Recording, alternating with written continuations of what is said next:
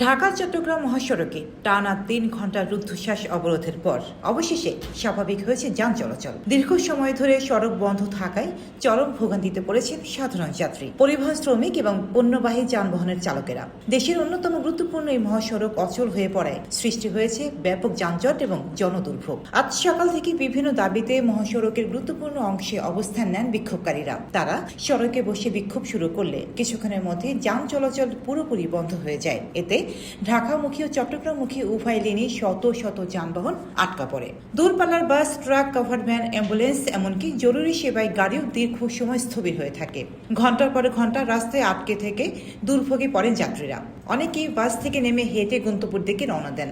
শিশু, নারী ও বয়স্ক যাত্রীদের কষ্ট ছিল সবচেয়ে বেশি। প্রচন্ড গরমে অনেকে অসুস্থ হয়ে পড়েন। বিশেষ করে অফিসগামী মানুষ ও পরীক্ষার্থীরা সময় মতো পৌঁছাতে না পেরে চরম ভোগান্তির শিকার হন। স্থানীয় সূত্র জানায়, বিক্ষোভকারীরা দীর্ঘদিনের কিছু দাবি বাস্তবায়নের জন্য এই কর্মসূচি পালন করেন। তারা দাবি পূরণের নিশ্চয়তা না পাওয়া পর্যন্ত সড়ক ছাড়বেন না বলেও ঘোষণা দেন।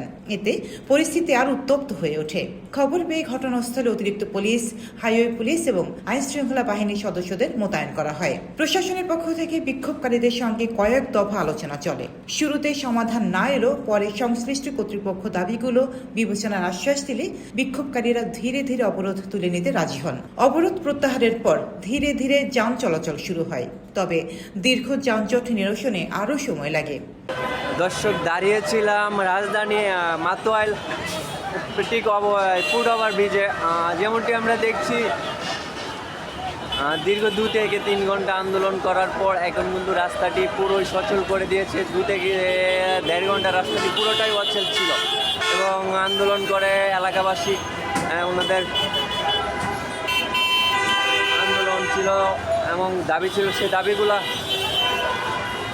মেনে নেওয়া হবে বলে জানিয়েছে জেলা। সে দাবিগুলো মেনে নেওয়া হবে বলে জানিয়েছে ওনাদের এলাকার ডিএসপি সাহেব। তাদেরকে রাস্তা থেকে তুলে নেয় এবং তাদেরকে আশ্বাস দেয়, 7 দিনের ভিতর তাদের আন্দোলন যে দাবিগুলো ছিল সেই দাবিগুলো মেনে নেবে এবং মেনে নেওয়ার চেষ্টা করবে, সে বলে তাদের রাস্তা থেকে তুলে নেয়। দীর্ঘ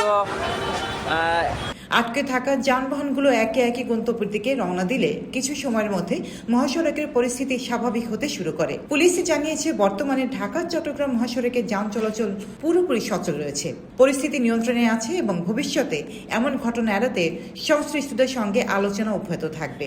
এই ঘটনা আবারও প্রমাণ করল, ঢাকা চট্টগ্রাম মহাসড়কের মতো গুরুত্বপূর্ণ সড়কে সামান্য সময়ের অবরোধও হাজারো মানুষের জীবনযাত্রায় বড় ধরনের প্রভাব ফেলে। তাই দ্রুত সমাধান এবং কার্যকর পদক্ষেপই পারে এমন দুর্ভোগ থেকে মানুষকে